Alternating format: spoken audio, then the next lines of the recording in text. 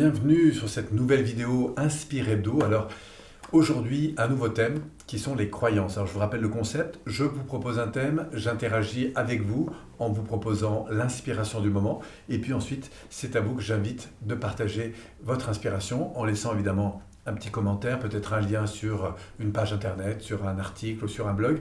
Et c'est la richesse du concept, nous partageons en fait nos inspirations. Alors aujourd'hui, qu'est-ce que m'inspirent les croyances? Les croyances, c'est quelque chose de puissant.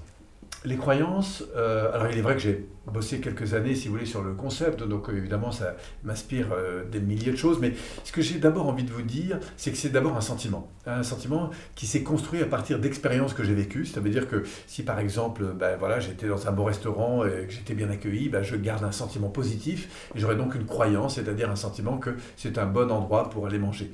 Si maintenant j'ai vécu des moments difficiles, par exemple parce que je suis jamais arrivé, je sais pas moi, à apprendre l'anglais, ou à voyager, ou à réussir dans telle ou telle chose, je vais développer des sentiments un peu plus difficiles, un peu plus lourds, et du coup, ça va être en fait le socle, on pourrait dire, de croyances du type de toute façon, c'est pas fait pour moi, j'y arriverai pas, etc. Et c'est là que le bas blesse, parce que quand on construit comme ça sur des sentiments négatifs, des réalités qui sont évidemment les nôtres, et qu'on défend parfois émotionnellement parce qu'on en a l'expérience, que c'est comme ça que ça se passe pour nous, donc c'est notre réalité intérieure, ce qui va se passer, c'est que notre vie va se construire autour de ça. C'est-à-dire qu'on va développer à la fois d'un côté la conscience qu'on a de ce qui est important pour nous, ou ce qui ne l'est pas, ce qu'on aime ou ce qu'on n'aime pas, ce qui est important, ce qui n'est pas, enfin bref, ça c'est vos valeurs, sur quoi vous allez attribuer de la valeur. Il est clair que si vous avez des sentiments négatifs à l'égard de, je sais pas moi, du voyage, à l'égard des mathématiques, à l'égard de l'anglais, du coup, vous n'allez pas forcément développer des choses importantes là-dessus. Pourquoi? Ce ne sera pas forcément important pour vous de mettre de l'énergie là-dessus. Et par contre, de l'autre côté, vous pouvez aussi découvrir des choses qui sont fabuleuses, parce que vous avez eu un prof vraiment génial sur un truc, parce que vous avez vécu des moments extraordinaires, donc du coup, vous allez donner de l'importance à des choses sur lesquelles vous avez attaché une émotion évidemment positive.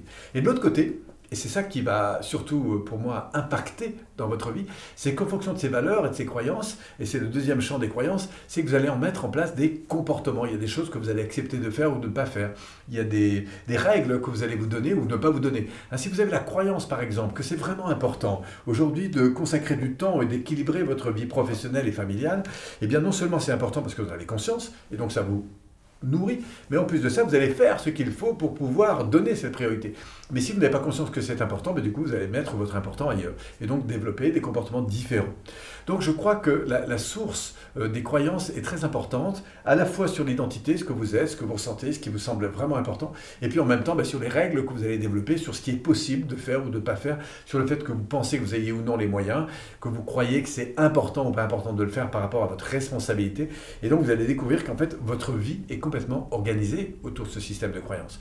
Voilà, c'est pour ça que je crois que c'est important de s'y arrêter et puis de s'interroger sur là où vous en êtes dans votre vie. Parce qu'il y a forte chance que votre système de croyances soit assez équilibré avec le niveau de vie dans lequel vous êtes, que ce soit au niveau des relations que vous avez, de l'argent que vous avez, du temps que vous avez.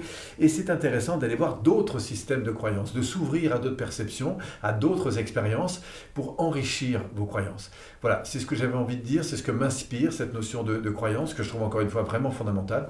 Et si ça vous intéresse aussi d'interagir avec moi là-dessus, de nous faire part de votre inspiration du moment concernant ces croyances. Pour ça, vous pouvez juste laisser un commentaire, peut-être un lien avec évidemment un lien vers un site internet ou vers, ça peut être une vidéo, un texte, un article, bref, quelque chose qui vous inspirait dans ce domaine. C'est une façon de partager, c'est tout le sens du concept Inspire Hebdo. Et puis, je vous retrouve d'ici une semaine pour une nouvelle vidéo. Si vous avez envie de vous inscrire, vous abonner, vous pouvez cliquer là-haut. Sinon, sachez qu'en fin de vidéo, vous aurez aussi une petite proposition, un petit cadeau de bienvenue qui vous est réservé. Merci en tout cas pour votre présence et je vous souhaite une excellente semaine et surtout, prenez soin de vos croyances. Merci.